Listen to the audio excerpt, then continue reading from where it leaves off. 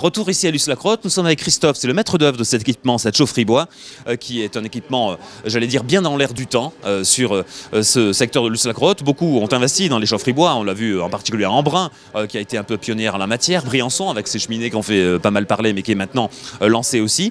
Et ici à Luce-la-Crotte, un équipement à échelle de ce village de montagne, mais touristique, avec des écarts de population assez importants.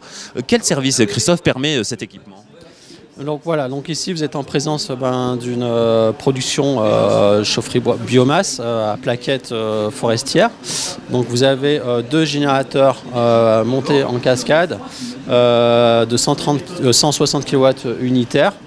Et donc ici on alimente une caserne gendarmerie, une salle des fêtes à côté, et puis des logements 6 villas. Voilà. Alors ça c'est pour le premier réseau de chaleur. Ici à Luce-la-Crotte, il y a une particularité, c'est qu'il y a deux réseaux de chaleur.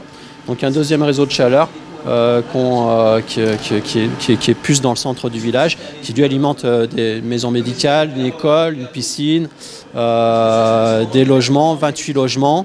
Voilà. Voilà, globalement on alimente 2 bailleurs sociaux et puis des bâtiments communaux. Voilà. Si je taquine un peu nos habitants, nos amis habitants de Luce-la-Crotte, cette petite enclave drômoise, la limite des Hautes-Alpes et de l'Isère, c'est vrai que le réseau de chaleur on en a bien besoin à Luce. Oui, tout à fait. On a des températures extérieures ici qui sont assez basses. Donc cette année on a ici relevé du -15.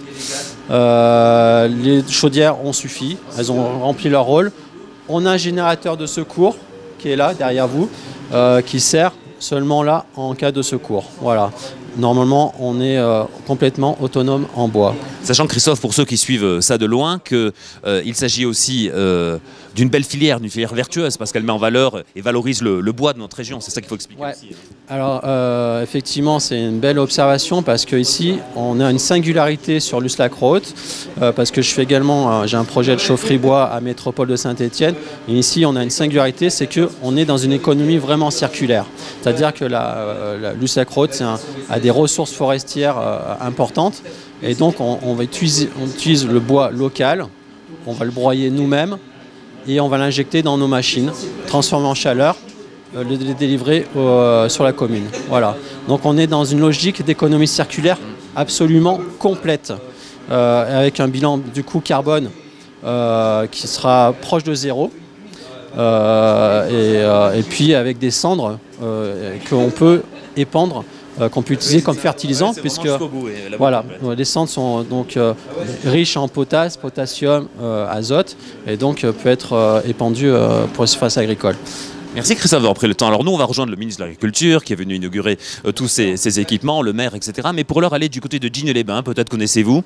À Digne-les-Bains, il y a eu une remise de médailles, de décoration pour les pompiers. D'ailleurs, les pompiers sont juste à côté de là où nous nous trouvons ici à Luce. Pour tous ceux qui sont intervenus à l'occasion des inondations dans l'Aude. Alors nous étions présents lors de cette remise de décoration.